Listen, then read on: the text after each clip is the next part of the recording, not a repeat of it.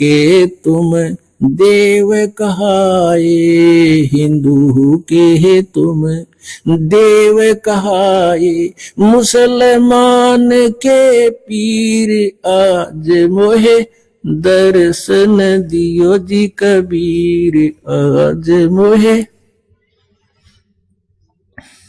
अमृत भोजन मारे सतगुरु जी में, अमृत भोजन मारे सतगुरु जी में, वो शब्द दूध की खीर आज मोहे दर्शन दियो जी कबीर आज मोहे।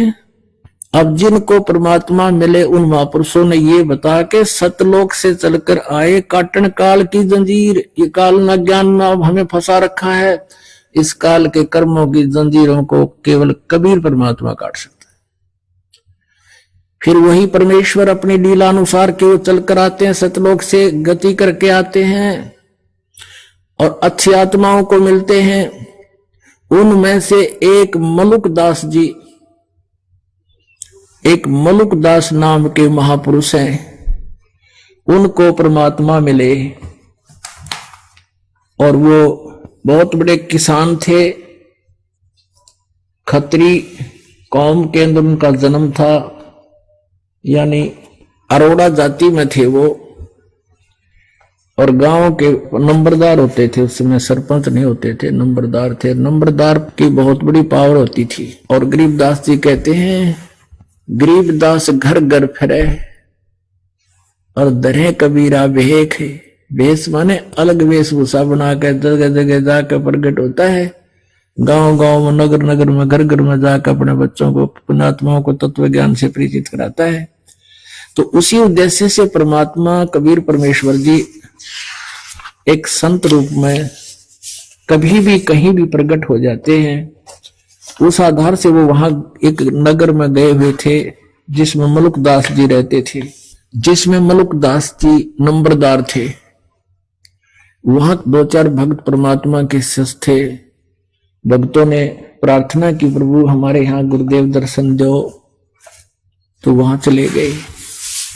एक भक्त ने आमंत्रित किया, उनके घर रुके, तो वहां परमात्मा और उस गांव के जितने भी 10, 5, 20, 30 भगत थे वो इकट्ठे हो गए।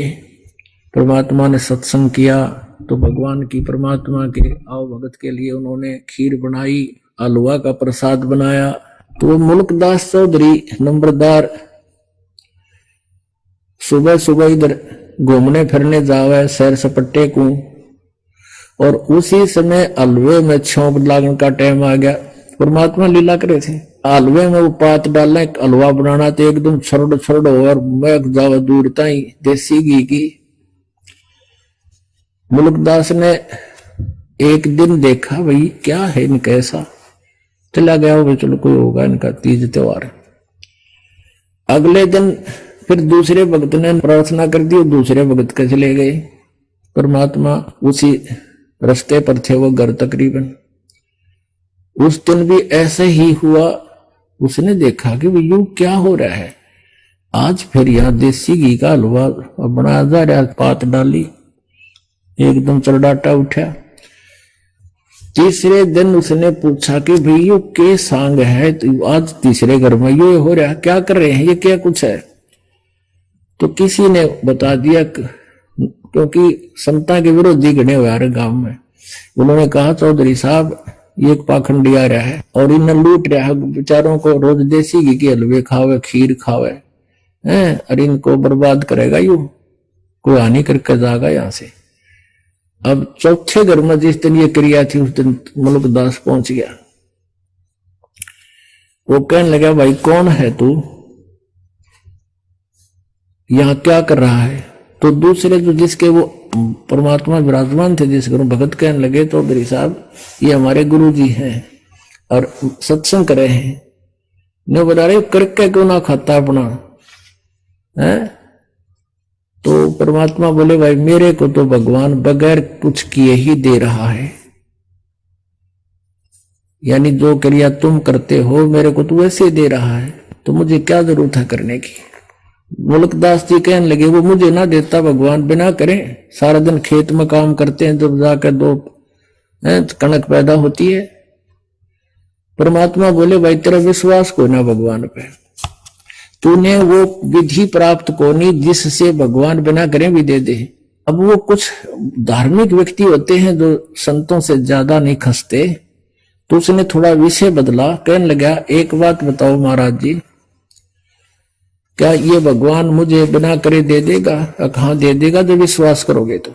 अच्छा ठीक है, आज मैं रोटी नहीं खा कर रहा हूं और आज जब तेरे भगवान ने मेरे ती खाना खिला दिया तो मैं तेरे चरणों में पड़ जाऊंगा और तेरा शिष्य हो जाऊंगा, आजीवन गुलामी करूंगा, जैसे तू कहेगा वैसे करूंगा। और जय तेरे भगवान ने मेरे को नहीं खाना खिलाया आज बिना करे, तो तेरे को पकड़कर मजदूर लगाऊंगा और वहां खेतों में काम करवाऊंगा। परमात्मा बोले ठीक है जी, मुझे स्वीकार है। कबीर साहब बोले अब मुल्कदास जी के खेत तो थे पूर्व दिशा में और वो पहुंच गया पश्चिम दिशा में अपने खेतों, दूसरों के खेतों में और दूसरे गांव की सीमा में जाके और एक बहुत बड़े पेड़ के ऊपर जाकर चढ़ गया, ऊपर बैठ कर जाकर देखो वाला कौन भोजन खिला देगा उन्हें। अब मालिक कहते हैं सोचल छिद्र मैं करूं अपने जन के काज। अब क्या हुआ, वहां कुछ भेड़ बकरियां चराने वाले आगे उस पेड़ के नीचे, उनका कोई त्योहार था, उन्होंने कहा भाई तुम दो व्यक्ति छोड़ गए कि तुम दूध निकाल कर बकरियों का गायों का, जैसे का गाय भी रखते थे, और तुम आज खीर बना लो, हम तब तक बकरियां चराते हैं। तो वह तो दूध निकाल कर वृक्ष के नीचे चूल्हा चाला बना के, साथ में कुआं था और वो लागे खीर बनाने। वह खीर बनने को हुई तब उन्होंने के देखा कि दूर से डाकू आ रहे थे घोड़िया पे, धूल उठती आवे। उनको पता होता था कि ऐसा सैर सपट्टा डाकू आएगा, उसे उन्हें पता लग गया कि वो आगे डाकू इसी रास्ते से आ रहे हैं, ऑन द वे था वो। और डाकू तो बिना वे भी चल करें, वो तो डरते भाग गए, कदे अपने मार दे, वो तो भाग गए छुप छुपा कर अपने, वो दूर गए थे उनके बकरी चराने वाले वहां, और उनको भी कह दिया डाकू आगे डाकू, वो और आगे चले गए छोड़ छाड़ के खीर ने।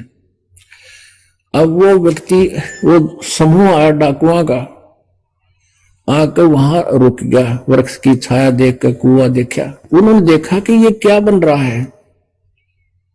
एक डाकू उतर कर देखा, उसने बोला, वो कहने लगा उस्ताद ये तो खीर है खीर। कोई डरता भाग गया, बुना बुनाई तैयार करके जो खाएंगे। दूसरा कहने लगा नहीं, डाकुओं में से बुद्धिमान सा ने बोला भाई कदे कोई जाल साजी हो और किसी ने इसमें विष डाल रखा हो, किसी को खिला कर देख ले। तो वो एक कहने लगा वो बनाने वाला किताड़े छुप रहा होगा, देखो इधर उधर, कोई इधर देखे कोई इधर देखो, और एक ने ऊपर देखा वो बैठा न बड़ा वो नीचा। अब उसने कसम खा रखी सारी उम्र, फिर वो घर छोड़ना पड़ा, वो डर गया इस बात से कि तो ना, उसने नुआ गिरा था डाकू है, उन्होंने सोचा गोरा चलते हैं, ने बोला नीचे आ जा, ने बोला ना हूं, क्योंकि उसने कसम खा रखी कि नीचे आ जा को पिछाड़ दे। तो उन्होंने फिर वो दिखाई इस तरह बंदूक, आवे हक तेरे मारे घोड़ी। उन्होंने सोचा ये तो भाई और सांग से पट दे, नीचे आ गया 1 मिनट में। और वो जो पतीला ढक रखा था उसका वो था ऊपर ढक्कन, उसमें खीर गाल दी डाकुआ ने, वो बोला इसने खा, खाओ कि मैं होगा तो मर जाएगा खा के ससुरा, 2 मिनट बाद देखेंगे। वो ने कहा ना खाऊं खीर, उनका पक्की जचगी किसने में मिला रखा है इसमें। वो कहे खार वो नाट है, उसको 2 मारे दड़ा के घेर के 2 मारी लात खा, इसने अच्छी खिला दी। अब बैठा 10 मिनट आध घंटे उड़े बैठाए रखा, और नहीं मेरा बड़ा था कि उसमें तो कुछ था ही नहीं। फिर उसको कहा तू भाग जाने से, उसने तो सीधी डांट ठोकी। अब जब उस पर आपत्ति आई, उसने पता लग गया कि तो डाकुआ का फंस गया, तो तब उसने हाथ जोड़कर अंतरात्मा से प्रार्थना करी, हे गुरुजी आज मुझे बचा लो, मैं आपका शिष्य बनूंगा। और मेरी खीर खानते तो के बने थे, पक्के उस्ताद हैं। पूरा उसका भय बढ़ गया, अकाज मर गया, जब जान बच गई तो उस महापुरुष से बचेगी। तो उसने हृदय से भी ये डिमांड करी थी। तो दूसरे ने कहा, उन्होंने कहा ना बाज ले, तब उसका घीसा गल गया, उन्होंने डांग ठोक दी। और सीधा उस परमेश्वर कबीर देव जी के चरणा में आकर पड़ा। परमात्मा तंत्रियामी थे, सोचल सीधर मैं करूं, अपने जन के काज में लेने थे, शरण में पुण्यात्मा थी।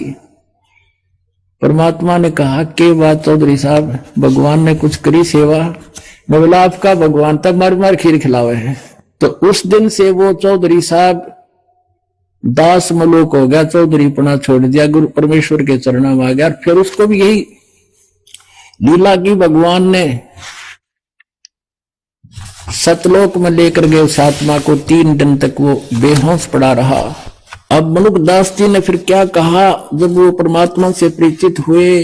जपोरे मन साहेब नाम कबीर, जपोरे मन परमेश्वर नाम कबीर, जपोरे मन परमेश्वर नाम कबीर।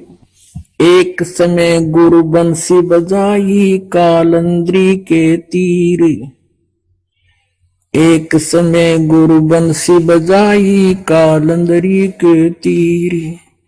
सुर नर मुनि जन थकत बहे वो, रुक गया दरिया नीर। मन जपोरे मन साहेब नाम कबीर, जपोरे मन परमेश्वर नाम कबीर। कोई गाडे कोई अग्न जलावे, तनिक न धरते धीर। कोई गाडे कोई अग्न जलावे, तनिक न धरते धीर। 4 दाग से न्यारा सतगुरु अजरो अमर शरीर। मन जपोरे मन साहेब नाम कबीर। दास मलूक सलूक कहते हैं, खोजो खसम कबीर। जपोरे मन साहेब नाम कबीर। अब वो मुल्कदास जी कहता है कि आप जब ज्ञान से परिचित हो गया तब कहा करते थे कि तुम्हारे श्री कृष्ण जी, तो तुम कहते हो बंसी बजाते थे, जब गाय गुएं आ जाती थी उसके आसपास से, और हमारे कवि परमात्मा ने जो बंसी बजाई थी, कहते हैं उस यमुना नदी का जल भी रुक गया था मालिक की वो वाणी सुनने के लिए, और ऊपर से देवता लोग भी आकर के खड़े हो गए थे। वो समर्थ परमात्मा है, क्योंकि जैसा कोई साहब है, जैसे एक मंत्री भी साहब कहलाता स्टेट का, मुख्यमंत्री भी साहब है। अब उनके मिलते जुलते से लक्षण होते हैं शक्तियों के, लेकिन जो प्रधानमंत्री साहब में जो लक्षण है, जिसका आगे मुख्यमंत्री भी करबद्ध खड़ा हो जाता नतमस्तक होके, तो वो समर्थ शक्ति है कबीर जी। अब जैसे ऋग्वेद मंडल नंबर 9 और सूक्त नंबर अभी आपने देखे 82-86 इनके मंत्रों में 96 कि वो परमात्मा सतलोक से चलकर आता है, अच्छी आत्मा को मिलता है, तो दृढ़ भक्त होते हैं। फिर सारा संसार एक तरफ और वो एक तरफ, ऐसे भक्तों को परमात्मा मिलते हैं, उनके फिर इतिहास बनते हैं, आज तक उनके गुणगान गाए जाते हैं। दादू जी को मिले और 3 दिन 3 रात तक दादू जी बेहोश पड़े रहे थे, उनको सतलोक में लेकर गए। जब वापस आए थे तो उन्होंने क्या महिमा गाई कबीर परमेश्वर की। तो परमात्मा देखो वेद बतावे, गीता जी बतावे, पवित्र वेद, ये सभी पवित्र सदग्रंथ बता रहे हैं, और आंखों देखा संत बता रहे हैं, तो सबकी मिलकर एक सुर हो गया, तो भगवान पहचानने में देर नहीं। अब दादू साहब जी क्या कहते हैं, जब वो परमात्मा से परिचित हुए, जिन मुझको निज नाम दिया, सोए सतगुरु हमारे, दादू दूसरा कोई नहीं वो, कबीर सिरजनहारे। जो जो शरण कबीर के वो तिरगे अंत अपारे, दादू गुण के कहूं भाई कहत न आवे पारे। जो जो शरण कबीर के वो पार हो गए अनंत अपार। और कहते उस परमात्मा की क्या महिमा कहूं, कहते हुए भी हमारी जीभ जो ना थक जाती है उसकी महिमा गुणगान करते करते। कबीर करता आप है दूजा ना कोई, दादो पूर्ण जगत को भक्ति दरढ़ावे सोए। पूरे जगत को जगत गुरु वो कबीर परमात्मा है। ठेका पूर्ण होवे जब सबको तजे शरीर, दादू काल चंपे नहीं जपे जो नाम कबीर।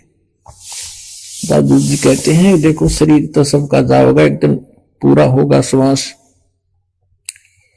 लेकिन जो परमात्मा की शरण में है, परमेश्वर का बताया हुआ नाम जाप करते हैं, उनके निकट काल नहीं आ सकता। जम जो राजा से डरे मिटे कर्म के लेख, अदली असल कबीरे हैं ये कुल के सतगुरु एक। मासा घटे न तिल बधे विदना लिखे जो लेख, सच्चा सतगुरु भेंट करे ऊपर मारे मेघ। ये गरीबदास जी बता रहे हैं। अनंत कोट ब्रह्मांड का एक रति नहीं भारे, सतगुरु पुरुष कबीरे हैं ये कुल के सृजनहारे। उन महापुरुषों को जिनको भगवान मिला, उन्होंने उनका ठोक कर गवाही दी, अपने एफिडेविट दे दिए अपने अमृतवाणियों में। जम जोरा, जम माने काल, यम जोरा माने मौत। काल डरे करतार से जय जय जय जगदीश, जोरा जोड़ी झाड़ता पगरज डारे शीसे। गरीबदास जी कहते हैं ये काल डरे करतार से, कबीर परमेश्वर से, और हाथ जोड़कर कहता जय जय जय जगदीश। और ये जोरा माने मृत्यु, जोरा जोड़ी झाड़ता, जोड़ी माने जूते परमेश्वर कबीर जी के, या मौत तक जूते झाड़ती है, नौकर है उसकी। और ये काल डरे करतार से जय जय जय जगदीश, ये जोरा जोड़ी झाड़ता पगडज डारे शीसे। कहते हैं कि हमारे कबीर परमात्मा की आज्ञा बिना भगत के निकट, यानी परमात्मा के भगत के पास ये मौत, अकाल मृत्यु भी नहीं कर सकता। ये काल या मौत तो उसके जूते झाड़ती है कबीर भगवान के, लेकिन उम्र बढ़ा देता है कबीर परमेश्वर। ये समर्थ शक्ति है, वेद बताते हैं यही कि वो अपने भगत की आयु बढ़ा देता है। मैं थोड़ा सा एक और ये प्रमाण दे दें भगवान का। अभी कबीर देव तो आपका समझ में आ गया कि वेद कबीर देव कबीर साहब की महिमा कलम तो गा रहे हैं। अब देखना ये ऋग्वेद में, ये है वही ऋग्वेद, इन आर्य समाजियों के द्वारा ही इसका अनुवाद है, मैं सिद्धांत का कराया हुआ। और ये वैसे दानंद तो नहीं किया, लेकिन इसके नाम से ही व्याख्या करता, जैसा भी है इसमें फीत लिख लगा रखी है, ये वही है। इसके मंडल नंबर 9 के सूक्त नंबर 80 के मंत्र नंबर 2 में ये देखिएगा, ऋग्वेद मंडल नंबर 9 और सूक्त नंबर 80 के और मंत्र नंबर 2 में, हे सोम, हे अमर परमात्मा, आप उपासकों की आयु बढ़ाने वाले हैं। हो गया स्पष्ट? हे परमात्मा, आप उपासकों की आयु बढ़ाने वाले हैं, के बढ़ाने वाले। और ऋग्वेद मंडल नंबर 10 सूक्त नंबर 161 के मंत्र 2 में भी यही प्रमाण है। वहां इन्होंने याद आ गई दानंद तो भगवान ने बता करता कुछ भी ना कर सकता सत्य प्रकाश में। यहां देखिए ऋग्वेद मंडल नंबर 9 और सूक्त नंबर 161 है। ये सूक्त नंबर 161 है और इसका मंत्र नंबर 2, यदि रोगी नष्ट जीवन शक्ति वाला हो गया है, यदि अथवा सीमा से परे चला गया हो, यदि मृत्यु के समीप पहुंच गया हो, पहुंच ही गया है, तो भी उस रोगी को, या मैं वैद अड़ा दिया, इनका याद आ गया को दानंद क्या करो, कुछ नहीं कर सकता, तुमने गलत अनुवाद कर दिया। तो इन्होंने वेद जो है ये को बुक ऑफ मेडिसिन नहीं है, ये तो भगवान की महिमा की वाणी है। तो यहां लिखना था वो परमात्मा उस रोगी को कष्टप्रद रोग से पंजे से छुड़वा लाता हूं, परमात्मा कहता है। और 100 शरद ऋतुओं यानी 100 वर्ष तक जीने के लिए इसको बलियुक्त करता हूं। अब देखो इन्हीं का एक अनुवाद करता और है, ये भी एक और दिखाते हैं आपको। अब ये तो था किसी दूसरे का अनुवाद। अब आपने जो ये पुस्तक देखा, इसमें जिसका ये अनुवाद करता कोई और था, है ये भी आर्य समाज का ही दानंद का चेला था।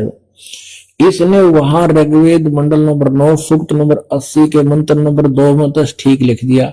यहां इसका याद आ गया कि इसने वेद घसोड़ दिया। इनका मतलब था कि इनका नाश कर दिया, वेदों ने कोई समझे कोई नहीं, संस्कृति से नावनी थी, हिंदी कोई बना चाह था पढ़ लो वेदों को, हिंदी पढ़ के वो अपना वो भी पार बोल रहा था। क्योंकि इनके अनुवाद ने पढ़ लिया, सर में दर्द हो जाए आदमी के। हरिदास अनुवाद करेगा, इसको पढ़ियो, शुरू कर दिए तो आखिर तक रुक नहीं सकते, ऐसी महिमा है वेदों में परमात्मा की।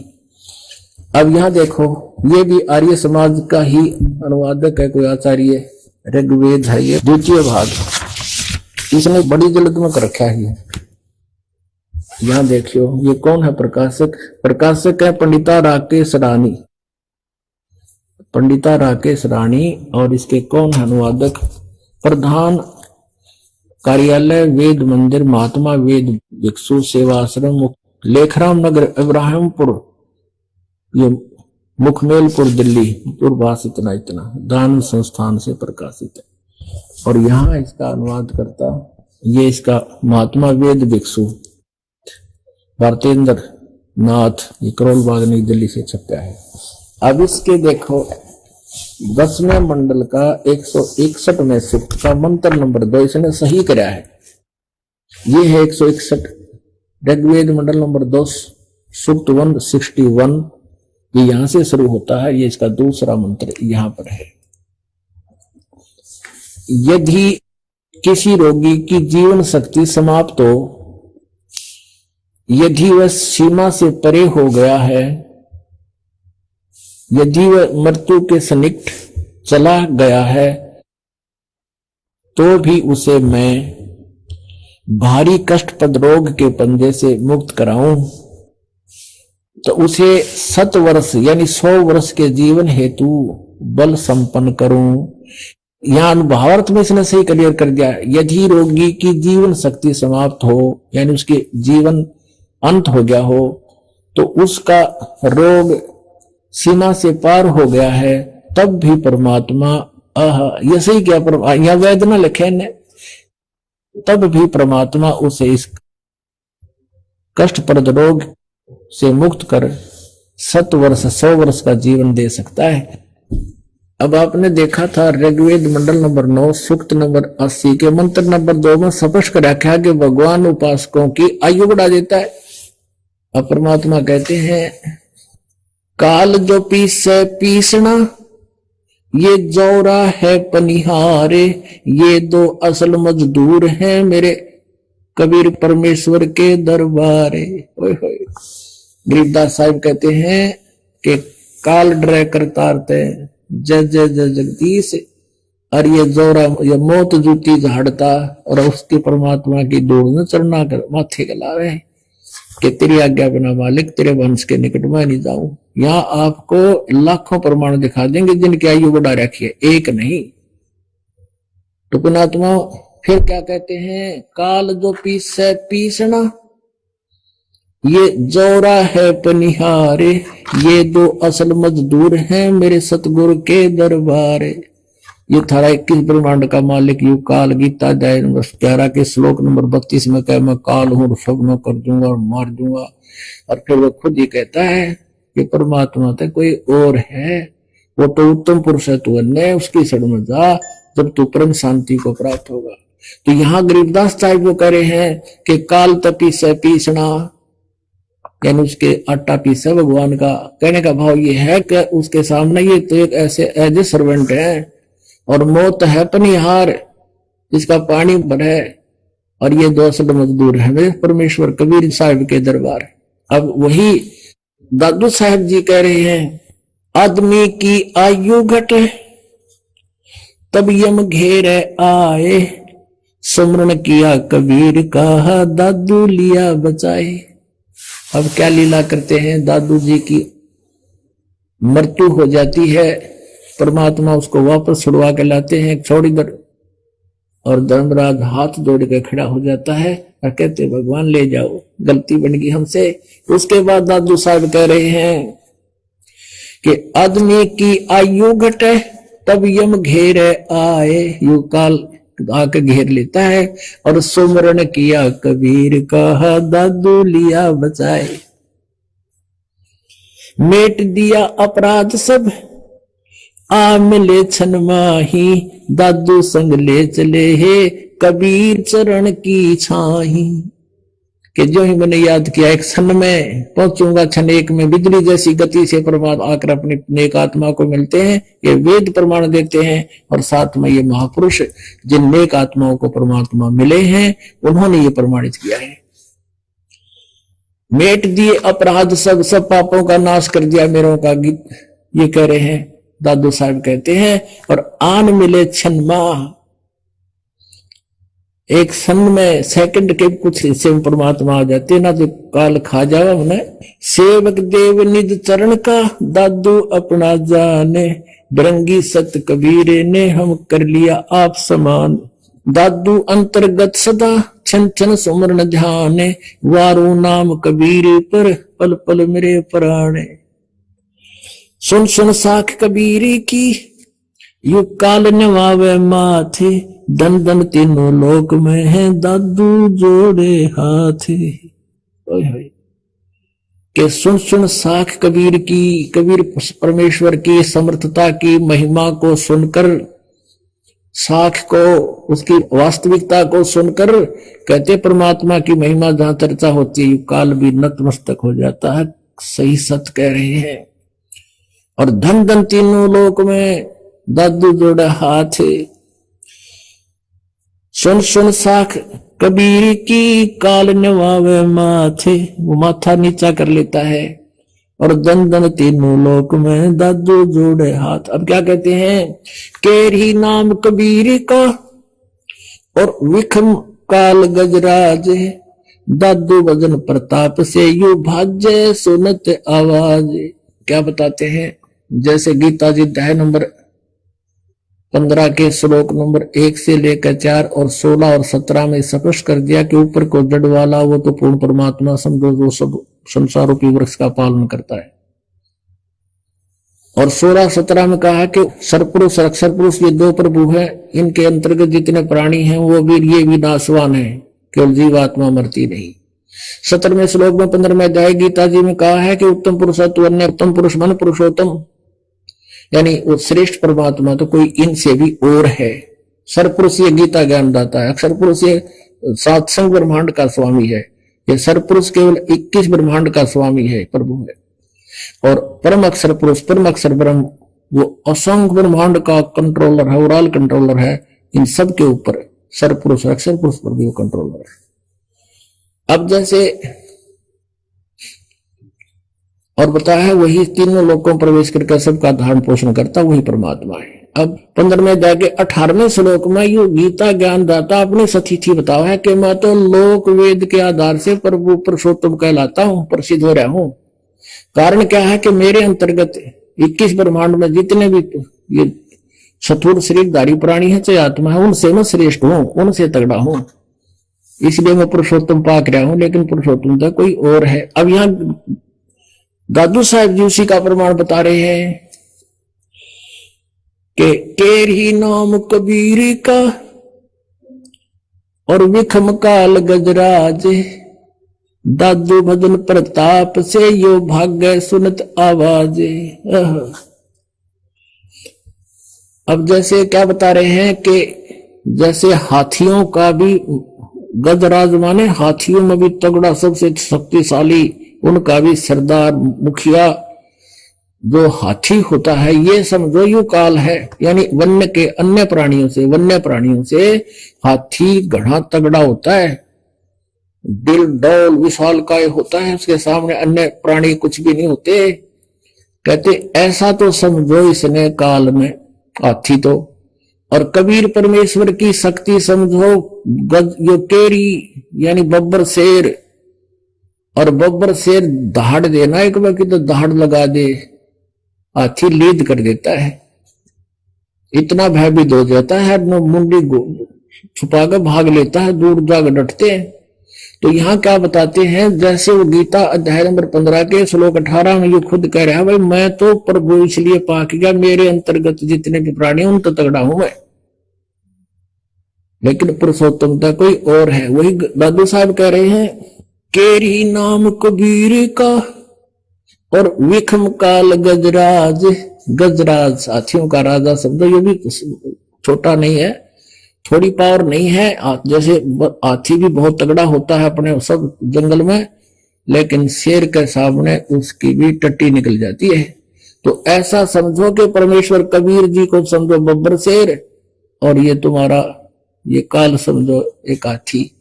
ये खुद कहता है मैं इन तो तगड़ा हूं, इसलिए पुरुषोत्तम प्रसिद्ध हो रहा हूं। लोकवेद माने कहा सुना, यानी दंत कथा से। फिर क्या बताते हैं, पल एक नाम कबीर का दादू मन चितलाए, हस्ती के असवार को ये स्वान काल नहीं खावे। अब देखो कैसे उपमा दे रहे हैं महात्मा दादू साहब जी, आदरणीय दादू साहब जी कैसे उपमा दे रहे हैं। अब तो यहां उपमा दे दी कि काल को तो समझो हाथी और परमात्मा को समझो बब्बर शेर।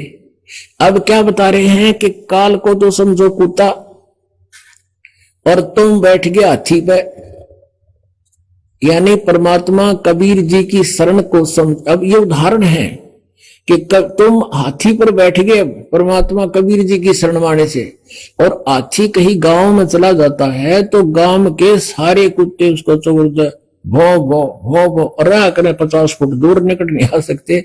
उनको पता है अगर एक भी मार दिया 7 मरेंगे। तो कहने का भाव ये है, दादू साहब कह रहे हैं कि आज तुम इतने सुरक्षित हो गए कबीर साहब की शरण में, जैसे तुम हाथी पर बैठ गए हो। और काल समझो कुत्ता है, भौंकता रहेगा, घुर घुर घुर करेगा, तो किसकी आदत से लेकिन जब तुम डरते थे पड़ गए तो खावेगा, यानी हाथी तो उतर गए थे और ऊपर बैठे रहे थे। इसकी रीत से बाहर हो गए तुम, इसकी पहुंच से बाहर हो। अब पल एक नाम कबीर का दादू मन चितलाए, हाथी के असवार को ये स्वान काल नहीं खावे। सुमरत नाम कबीर का कटे काल की पीरी, दादू दिन दिन ऊंचा होए परमानंद सुख सीरी। दादू नाम कबीर की जय कोई लेवे ओटे, तिनको कभी लागे नहीं ये काल वज्र की चोटे। ये काल वज्र मारा है। जैसे पोलैंड देश का पूरा मंत्रिमंडल, जिसमें 96 मंत्री थे, 95 थे, कितने थे, वो सारे एक जाज में जा रहे थे, किसी ने रोण जावे थे, किसी का शोक व्यक्त कर, आप मर गए। अब ये इसका वज्र मार दिया इसने, काल ने एक चोट मार दी, खराब कर दिया, वो जहाज सारे मर गए इकट्ठे। और भी जगह जगह एक्सीडेंट होते हैं। कहते हैं दादू नाम कबीर की जय को लेवे ओटे, तिनको कबूला गए नहीं वो काल वज्र की चोट है।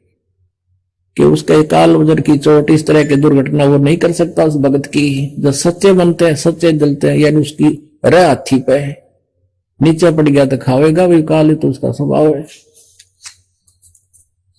अब क्या बताते हैं, और संत सब कूपे हैं ये कहते धरिता नीरे, दादू अगम अपार है ये दरिया सत्य कबीर।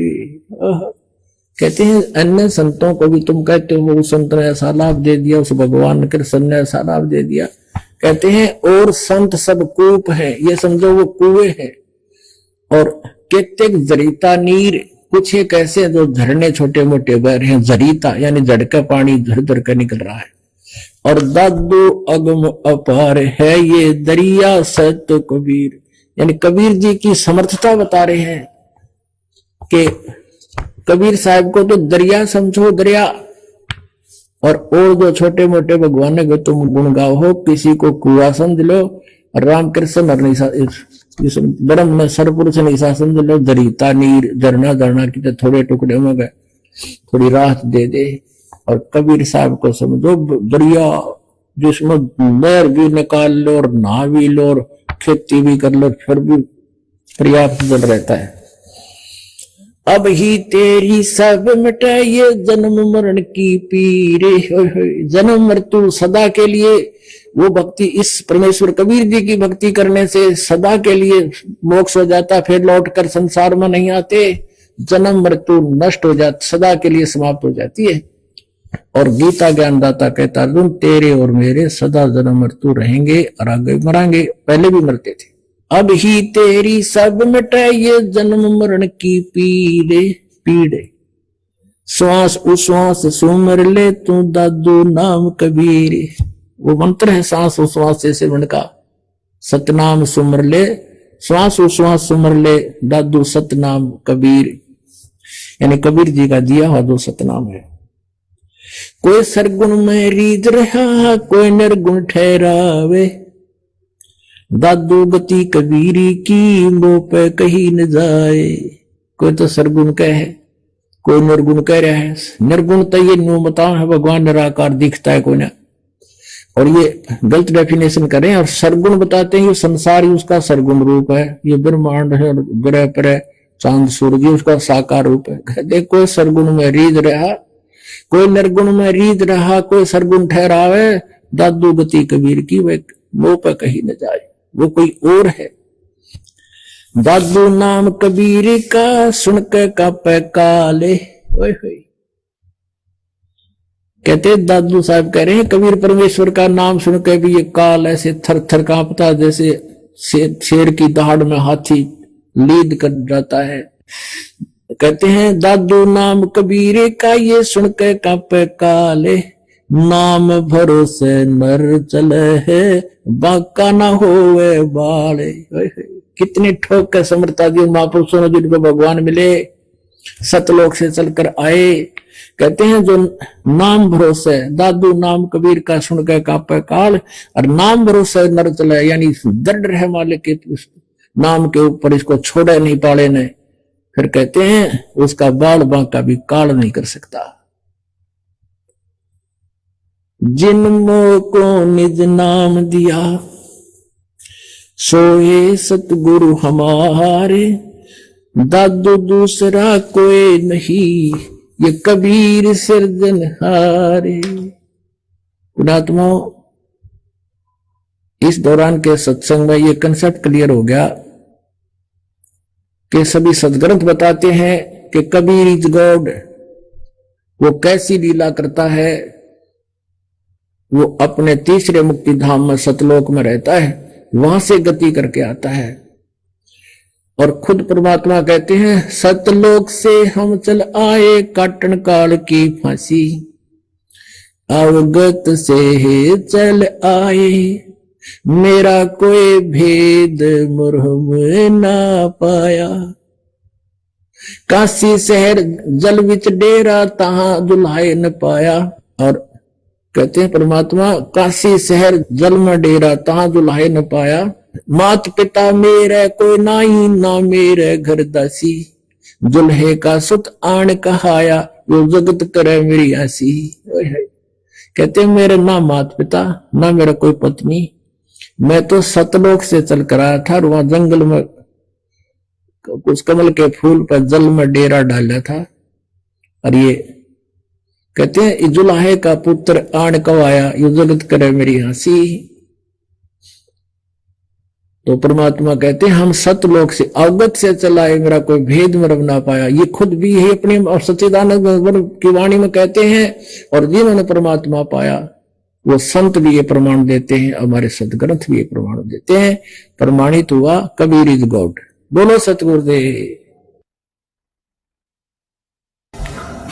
परम पिता परमात्मा पूर्ण ब्रह्म सर्व सृष्टि रचनहार कबीर देव कबीर साहब जी की असीम रजा से आप सभी पुण्यात्माएं सत्संग सुनने के लिए सतलोक आश्रम बरवाला जिला हिसार हरियाणा के अंदर उपस्थित हुए। भक्ति मुक्ति के दाता सतगुरु ये भटकत प्राणी फिरंदा, उस साहिब के हुक्म बिना नहीं तरवर पात हिलंदा। ये संसार, ये भक्तात्माएं मोक्ष मुक्ति के लिए बहुत से स्थानों पर जाते हैं, बहुत से संतों से संपर्क साधते हैं, दीक्षा लेते हैं, उनके विचार ज्ञान सुनते हैं। जिज्ञासु होते हैं और उनको जैसा भी कोई गुरु संत मिलता है, वो जैसा भी ज्ञान उसे बता देता है, वो उसको सत्य मानकर उनके द्वारा दिए गए सभी आध्यात्मिक क्रियाओं को करते रहते हैं। जब तक सतगुरु नहीं मिलते तब तक ये प्राणी मोक्ष प्राप्ति नहीं कर सकते और इस संसार के अंदर भी अपने दैनिक जीवन में भी कोई सुख अनुभव नहीं कर सकते। इसलिए कहा है कि भक्ति मुक्ति के दाता सतगुरु, ये भटकत प्राणी फिरंदा, उस साहिब के हुक्म बिना नहीं तरवर पात हिलंदा। भक्ति सतगुरु जी के पास ही होती है और भक्ति सही मिलेगी, सतगुरु पूरा मिलेगा और शिष्य मर्यादा में रहेगा, भक्ति करेगा तो मोक्ष सुनिश्चित है। इसमें कोई शंका करने की आवश्यकता नहीं। जब तक हमें सतगुरु नहीं मिलते और ये झूठे गुरुओं की से हम दीक्षा भी लेकर के साधना करते रहते, तो हमें परमात्मा से मिलने वाले वो लाभ प्राप्त नहीं होते जिनकी आशा लेकर के हम वहां जाते। फिर कुछ दिन वहां जाते हैं तो फिर मन में आता है कि कोई लाभ नहीं हो रहा, तो कोई दूसरा व्यक्ति बता देता है कि मैं वहां जाता हूं, वहां से ऐसे बहुत से लाभ होते हैं। फिर वो वहां जाना शुरू कर देता है, वहां से भी कुछ राहत नहीं मिलती है तो फिर वो नास्तिक हो जाता है। ये सोच लेता है कि कोई भगवान नहीं और किसी के पास कोई ज्ञान नहीं, या तो वो उस कष्ट में मर ही जाता है या फिर नास्तिक होकर अपनी ही सूझबूझ से वो धनी होने की चेष्टा करता है, चोरी करने लगता है, रिश्वत लेता है, मिलावट करता है और ज्यादा कर्म बिगाड़ लेता है। तो परमात्मा ने स्वयं आकर के एक सतगुरु की भूमिका की और उन्होंने ये यथार्थ ज्ञान, यथार्थ भक्ति विधि और सभी क्रियाएं बताई और सभी परहेज बताए जो मर्यादाएं हमें रखनी अनिवार्य है एक भक्त को, तो वो सभी मर्यादाएं भी परमात्मा ने ही बताई। तो सतगुरु परमात्मा ही होता है या फिर परमात्मा का कृपा पात्र कोई संत विश्व में एकाध ही होता है। वर्तमान में एक ही होता है, विश्व में दो सतगुरु नहीं होते। तो कहने का भाव यह है कि जब परमात्मा सतगुरु की भूमिका करने आए थे सन 1398 से सन 1518 तक काशी शहर के अंदर एक जुलाहे के रूप में, एक सिंपल मैन के रूप में अपना दैनिक कार्य करके दिखाया। एक कृत्रिम परिवार था, कृत्रिम बनावटी। वो कैसा था कि परमात्मा सतलोक के अंदर रहते हैं। सतलोक वो स्थान है जिसको गीता अध्याय नंबर 18 के श्लोक नंबर 62 में कहा है कि अर्जुन तू सर्वभाव से उस परमेश्वर की शरण में जा, उसकी कृपा से ही तू परम शांति को और शाश्वतम स्थानम यानी सनातन परम धाम को प्राप्त होगा। आइए अब हम उन श्रद्धालुओं के अनुभव जानते हैं जो जगत गुरु तत्वदर्शी संत रामपाल जी महाराज जी से दीक्षा प्राप्त कर चुके हैं तथा उनके द्वारा बताए गए भक्ति मार्ग पर चल रहे हैं। नमस्कार सर। हाँ नमस्कार सर जी। सर क्या नाम है आपका? सर मेरा नाम रामफल पांचाल है जी।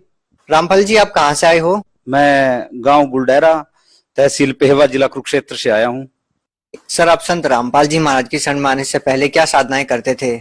संत रामपाल जी महाराज की शरण में हम वही जो लोक समाज में साधनाएं करते हैं, दादा खेड़ा धोक लिया, बारली माता धोक ली, बितली माता धोक ली, यही है हमने जो बुजुर्गाना लगा रखे थे, वही साधनाएं हम कर रहे थे जी। ये हमने सर कोई गुरु नहीं बनाया, हम अपनी मनमुखी से, जैसे हमारे दादाओं ने, माता पिता ने जैसे हमें बता दिया, अब इसकी कढ़ाई करनी है भाई, ये आ गया, उस माता की करनी है, आज खेड़ा धोक के आना है तुम्हारा, आज बार है फलानी, उस कुत्ते तो रोटी घेर देनी है काले, तब यू फायदा हो जाएगा, वही साधना थी। वो कोई साधना हम जाना नहीं थे जी। सर ये जो पूजाएं आप करते थे, इन पूजाओं को करने से आपको क्या लाभ मिले? इस पूजा से हमें कोई लाभ नहीं है जी। हम बिल्कुल नीचे चले जा रहे थे इस आर्थिक स्थिति, हमारे घर में इतना ब्योत नहीं था इस साधना करने थे। तो जी हम अभी 2 मेहमान आ जाए, हमने मंजे पे बैठा दिया, हमने मंजे भी नहीं थे बैठने के लायक जी। सर जैसा कि आपने बताया कि आपने बहुत सारी साधनाएं की, उन साधना को करने के बाद भी आपको लाभ नहीं मिला, तो फिर आप संत रामपाल जी महाराज की शरण में क्यों आए? संत रामपाल जी महाराज की शरण में तो जी ऐसे आए, मैं एक अपने बचपन की बात बताना चाहता हूँ। ये गुलडेरा गांव से पहले मेरे पिताजी ना गांव सेरदा, डिस्ट्रिक्ट कैथल, वो हमारा गांव, उसमें मेरा जन्मभूमि वही है, वही गांव है जी। वो सेरदा गांव से 4 किलोमीटर दूर एक कुकंडा गांव है। एक सेरदा गांव के लाला जी, मैं 5-6 साल का था उस टाइम, वो मेरे पिताजी तो कुकंडा गांव में आई अपना लोहार बने का काम, कारपेंटर का करने जाते थे। जैसे बच्चा पिता के साथ में वो लेता, मैं भी अपने पिता के साथ चला जाता था। तो वो जो लाला जी थे बुजुर्ग, वो साइकिल पे बर्तन रखते थे और वो चलते थे। वो मेरे पिताजी भी आध्यात्मिक बातें बहुत अच्छी लगती थी उनको भी, और वो लाला जी भी आध्यात्मिक थे।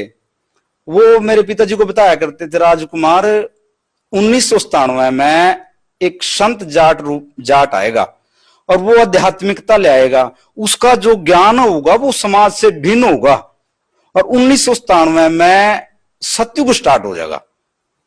मेरा दिमाग उस टाइम, बच्चे का दिमाग तो कंप्यूटर जैसा होता है, मैंने वो बात घर कर रही थी उस टाइम की। तो हम जब स्कूल में, मेरे 1997 भी आ गया, मैं बच्चा था भी, अपने पिताजी तभी यही सवाल कर लिया करता, जैसे मैं अपने पिताजी ने चाचा कहता हूँ, चाचा ये 1997 में वो जो बनारसी लाला था ना, वो कहता था भी सतयुग आएगा, और सतयुग कब स्टार्ट होगा? वो कह रहे मेरे पिताजी, लाला बताया कर तो करता भाई, वो ग्रंथ पढ़ा करता भाई, सतयुग आवेगा बेटा ने कहा। तो चलो हमने उस संत की भी एक बात और कही थी लाला जी ने भी, वो जो संत होगा वो जाट होगा और वो सभी पवित्र धर्म ग्रंथों के आधार पे ज्ञान देगा और सभी नकली ज्ञान न छुड़वा देगा, उसका ज्ञान भिन्न होगा।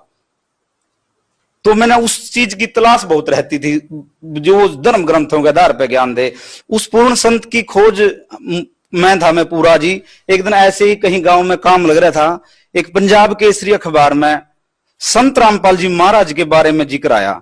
जब मैंने वो अखबार देखा भगत जी, तो मेरी आत्मा तो परमात्मा की दया था गदगद होगी। मैंने उस संत की तलाश थी बचपन से ही भी, वो जो संत होगा वो पवित्र धर्म ग्रंथों के आधार पर ज्ञान देगा। और ये ज्ञान जो है ना, ये पवित्र गीता जी वेदों के आधार पर लिख रखा, और ये लिख रखा भी अधिक जानकारी के लिए पढ़िए पुस्तक भक्ति सुधाकर को संदेश। तो मैंने वो पुस्तक प्राप्ति के लिए परमात्मा की दया था, मैं जी मालिकता मैं, हे सच्चे परमात्मा जहां भी आप हो दाता, मेरे को दर्शन दियो और मैं आपसे मिलना चाहूं। तो मैं वो पुस्तक प्राप्ति के लिए वो पूरा एड्रेस लेकर अकेला ही चल पड़ा जी।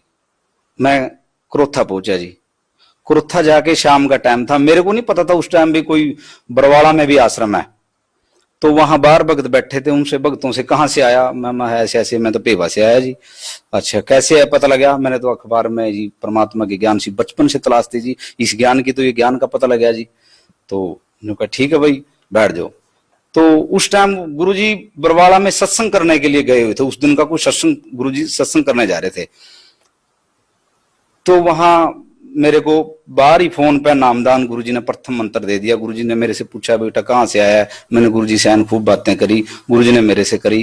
गुरुजी ने मेरे को प्रथम मंत्र दिया, फिर मैं अंदर आश्रम में गया, रात में रहा वहां। तो सुबह मैं पुस्तक लेकर फिर मैं अपने घर आया। फिर परमात्मा की दया में ऐसे मुझे संत रामपाल जी महाराज के बारे में पता लगा। सर जैसा कि आपने बताया कि पहले आप हिंदू धर्म में प्रचलित पूजाएं करते आ रहे थे, सर हम आपसे ये पूछना चाहते हैं कि जो पहले भक्ति आप करते थे उस भक्ति में और संत रामपाल जी महाराज द्वारा दी गई भक्ति में आप क्या भिन्नता पाते हैं? उस ज्ञान में मुझे ऐसे भिन्नता थी, वो तो निराई थोथा ज्ञान था जी। संत रामपाल जी महाराज का तो एक प्रमाणित आधारित ज्ञान है, जो अपने वेदों को, गीता जी को, सभी धर्म ग्रंथों को, पुराणों को खोल खोल के दिखा दिया। और उन्होंने तो ये कर दिया, देखो ये है ज्ञान ओरिजिनल। और जो हम कर रहे थे वो तो हम, हमारे बुजुर्ग भी हमें व्यर्थ ही चला गया उनका भी जीवन। तो हमने तो इस ज्ञान की तलाश थी जो बचपन से मैंने सुना था भी, वो पवित्र धर्म ग्रंथों के आधार पर ज्ञान देगा। ज्ञान तो वो है जो प्रमाणित हो, जो हम किसी का एफिडेविट बना के पेश कर सकते हैं, देखो ये ज्ञान है ओरिजिनल। तो ये ज्ञान संत रामपाल जी महाराज ही देते हैं, और किसी के पास ज्ञान नहीं है जी। सर, हम आपसे ये पूछना चाहते हैं कि संत रामपाल जी महाराज से जो भी नाम दीक्षा लेता है उनको कोई ना कोई लाभ जरूर होते हैं। सर, आपको क्या लाभ मिले उनसे नाम दीक्षा लेने के बाद? संत रामपाल जी महाराज के नाम लेने से पहले और मुझे जो संत रामपाल जी महाराज के नाम लेने के बाद जो फायदे हुए हैं, संत रामपाल जी महाराज की शरण में आने से पहले मैं नंबर 1 ड्रिंकर था। मैं बहुत ही शराब पीता था। मैं डेली वेज बिना शराब पिए मेरे को रात में नींद नहीं आती थी जी। 3-4 बंडल मैं बीड़ियों के पी जाता था जी। मेरे को इतनी आदत थी, मेरे को तो 5 बजे खुर को होने लग जाती भी मैंने कहीं तक मिल जो। एक बात और मैं बताना चाहता हूँ, ये जो ठेके की मिलती है जगाधरी वगैरह, इसकी तो मैं ऐसे पी जाता था जैसे पानी का गिलास भर के पी जाते हैं बोतल का, मुंह लाकर खाली करके फेंक दी। मैं तो ये घर की काटी कच्ची शराब पिया करता, उस तक बात बना कर दी जी। ये परमात्मा इतना नकम्मा था कि मैं बहुत ही ज्यादा जी, मैं सारे मांस भी बक्सन कर लिया करता था जी। मैंने कोई ऐप छोड़े नहीं उस टाइम पर जी। मैंने ज्ञान ही कौन था किसी बात का। तो ज्ञान तो संत रामपाल जी महाराज की शरण में आने से पता लगा भी ये इन चीजें खाने से ये नुकसान होगा, शराब पीने से ये नुकसान होगा। तो उस टाइम तो अंधे हो रहे थे, ज्ञान ही नहीं था इस चीज के बारे में जी। है परमात्मा की दया था, मेरे ये सभी सुधार हो गए। और एक जो मैं काम करता था लक्कड़ का, वो कोई खास वो बात नहीं थी, उसमें तो गुजारा मेरा भी नहीं होता था। मैं लोगों की जो उधार ले लेता था वो उधार भी पूरी नहीं होती थी। बस मेरे को मैंने कहा 2000 रुपए किसी से उधार लिए, वो भी 1 साल नहीं उतरने। घर का गुजारा तो बहुत दूर की। मेरी इतनी स्थिति डाउन थी कि मेरे घर जो कि कोई प्रोना, कोई रिश्तेदार आ जाए ना, कोई मेहमान, मंजा बैठने के लिए नहीं था। बहुत ही खस्ता हालत थी मेरी तो जी, बहुत ज्यादा बुरा हाल। तो जब से मैंने संत रामपाल जी महाराज का शरणा लिया, सतगुरु ने मेरे ऊपर बड़ी मेहर करी। आज मैंने गांव छोड़कर शहर में अपना व्यवसाय बना लिया है। शहर में मेरी अपनी दुकान है। सतगुरु रामपाल जी महाराज ने ही दुकान का नामकरण कराया। सतगुरु आल would workers, tehsil road Pewa, मेरा अपना लक्कड़ का काम है। संत रामपाल जी महाराज की दया है, मैंने अपने शहर में अपना मकान बना लिया, अपनी दुकान है। और एक मकान अभी पीछे से एक प्लाट और संत रामपाल जी महाराज की दया खाली प्लाट लेकर उसमें भी मकान बनाया। और जी संत रामपाल जी महाराज की दया है, बहुत लाभ हुए हैं जी। जब मैं संत रामपाल जी महाराज की शरण में नहीं था, मेरे को कोई जितने भी शहर के दुकानदार हैं, ये होलसेलर लक्कड़ वाले बैठे हैं, मेरे को कोई 10 रुपए की उधार नहीं देवे था। मैंने जब ये दुकान करी, संत रामपाल जी महाराज से नाम लिया, तो मैंने गुरुदेव से प्रार्थना, संत रामपाल जी महाराज से प्रार्थना लगाई, गुरुदेव मैंने दुकान तो शहर में कर ली है, लेकिन मेरे पास पैसा नहीं है सर, गुरुजी मैं पैसे बिना काम कैसे चलेगा। तो गुरुजी ने हंस कर मेरे सिर पर हाथ धर दिया। गुरुजी कहने लगे, बेटा जहां मर्जी से सामान ले लिए, तेना कोई मना नहीं करता। तो आज परमात्मा की इतनी मेहर है, मैं यदि किसी ने फोन भी कर दूं ना दुकानदार ने भी मेरे पास 50,000 गया, 1 लाख की 2 लाख का लक्कड़ भेज दो, वो भेज देंगे जी। मैं नहीं पूछने के भी रामफल बस मंगाई है, भेजो भाई फट देसी। तो इतनी परमात्मा की मेहर है। तो एक संत रामपाल जी महाराज का एक लाभ हो रहा, मैं आपको गिनाना चाहता हूं जी। और जी संत रामपाल जी महाराज की शरण में आने से पहले जो मेरा बड़ा बच्चा हुआ, तो वो करनाल में ले गए थे हम। मेरा इतनी स्थिति कमजोर थी उस टाइम, मैंने नाम नहीं ले रखा था। वहां मेरे सौरे वहां ले गए उन्हें करनाल जी। वहां करनाल सरकारी हॉस्पिटल में चेक कराई उनको, मेरे घर वाली को। तो नर्स ने कहा अभी इस बच्चा होने के 2 घंटे बाद इसको एक इंजेक्शन लगेगा जो कि 2000 रुपए का लगेगा। तो मेरे पास तो 2 रुपये भी को नहीं थे, मैं 2000 का इंजेक्शन कहां तक लगवांदा जी। मैंने वो इंजेक्शन मेरे पर नहीं लगा जी। तो ऐसे ही फिर 4 साल मान ले बाद बच्चा गर्भ ठहरा तो खराब हो जाता, गर्भ ठहरा खराब हो जाता जी, गर्भ नहीं रुका था। तो आज परमात्मा की दया है, मेरे पे एक 5 साल का बच्चा है। तो मालिक ने आज 2 बच्चे ठीक ठाक है, मालिक की दया है। तो वो जो पिछली साल फिर छोटा बच्चा 5 साल का हो गया, पिछली साल इसको खून में इन्फेक्शन बहुत ज्यादा हो गया था और मेरे को टेंशन हो गई थी। एक अपने यहाँ कुरुक्षेत्र में बच्चों का बहुत मशहूर हॉस्पिटल है, राधा कृष्ण हॉस्पिटल में अपने बच्चे को लेके आया। 2017 9वें महीने में। तो इसका खून में जो इन्फेक्शन था ये 57% हो गया था। मैं आपको दिखाना चाहता हूं, ये 57% CRP 57% 29, और ये डेट है इसकी ऊपर, ये 17/9/2016। पिछली साल 2017 में 9वें महीने में ज्यादा बीमार हो गया। मैं यहाँ पे मैं शिंगला हॉस्पिटल से दवाई दिलवाता था अपने बच्चे ना, वो कई बार दिलवाई, 4-5 दिन दिलवांदा रहा, उनका आराम ही नहीं होया। तो कोई व्यक्ति कहने लगा वहां कुरुक्षेत्र चले जाओ, राधा कृष्ण हॉस्पिटल है, बच्चों का स्पेशलिस्ट हॉस्पिटल है। तो मैं यहाँ लेके आ गया। तो इन्होंने ये अंधे इन्होंने सारे वो करवाए, मेरे से टेस्ट करवाए, बच्चे के सारे टेस्ट करवाए। बच्चे के सारे टेस्ट करवाने के बाद इनकी जो रिपोर्ट आई, वो खून में इन्फेक्शन इनका था 57% कुछ था ऊपर। तो ऐसे ही एक गलेडुआ में एक बच्चा पूरा हो गया था, उसका 53% था। तो मेरी बुद्धि खराब होगी, सोचने शक्ति खराब होगी। हे परमात्मा, आप ही ने बच्चा दिया दाता, उसका 53 था, हमारा लेकर तो ज्यादा हो रहा, मालिक आप ही दया करियो। तो यहां था जब मैं सारी ले गया रिपोर्ट वगैरह, जानते ही मैंने घर अपने गुरुदेव से प्रार्थना लगाई, फोन पे प्रार्थना लगाई। तो गुरु भगत कहने लगे भी कल ना प्रार्थना का उत्तर आवेगा 12 बजे के बाद। तो अगले दिन 12 बजे के बाद मैंने प्रार्थना का उत्तर लेना था। मैंने तो 12 बजे का इंतजार था, मैंने 12 बजे गए, मैंने फोन लगाया, महाभग जी ऐसे ऐसे बात है, मेरे यू प्रार्थना नंबर है जी। उन्होंने प्रार्थना ऐसे स्टिक से जवाब दिया, भगत जी क्या बात है, जनो गुरु जी बोल रहे हो। कहने लगे बच्चा आपका ना बिल्कुल ठीक होगा। और गुरु जी ने बोला या तो जोत या पाठ संकल्प कर ले। हमने दोनों जी ना घर में का अपना पूजा रूम बना रखा परमात्मा का, हमने प्रार्थना करके उसी टाइम जोत भी और पाठ भी संकल्प कर लिया, मालिक की दया है। तो उन्हें डॉक्टर ने बुलाया था हमारे को 5वें दिन, मन ही नहीं टिका जी। हम तो तीसरे दिन ही चले गए।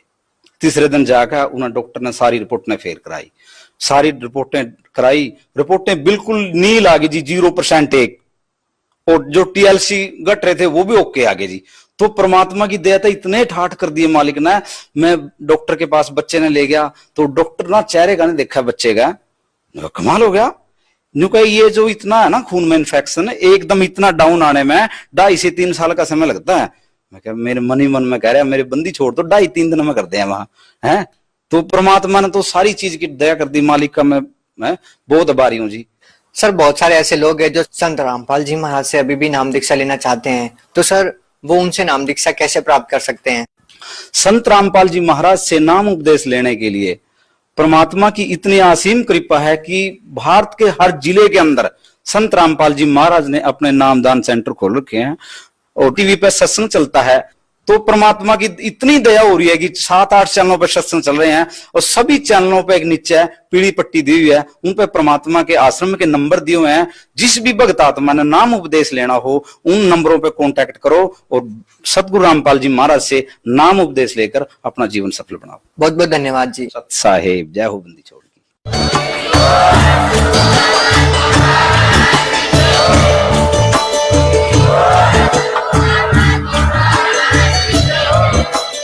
आप सुन रहे थे जगत गुरु तत्वदर्शी संत रामपाल जी महाराज जी के मंगल प्रवचन। अधिक जानकारी के लिए विजिट कीजिए हमारी वेबसाइट www.jagatgururampalji.org। संत रामपाल जी महाराज जी के शुभ आशीर्वाद से पूरे विश्व भर में 500 से भी ज्यादा नाम दीक्षा केंद्र हैं, जिन पर संत रामपाल जी महाराज जी द्वारा ऑनलाइन निःशुल्क नाम दीक्षा दी जा रही है। अपने नजदीकी नाम दीक्षा केंद्र का पता करने के लिए संपर्क करें 8222880541।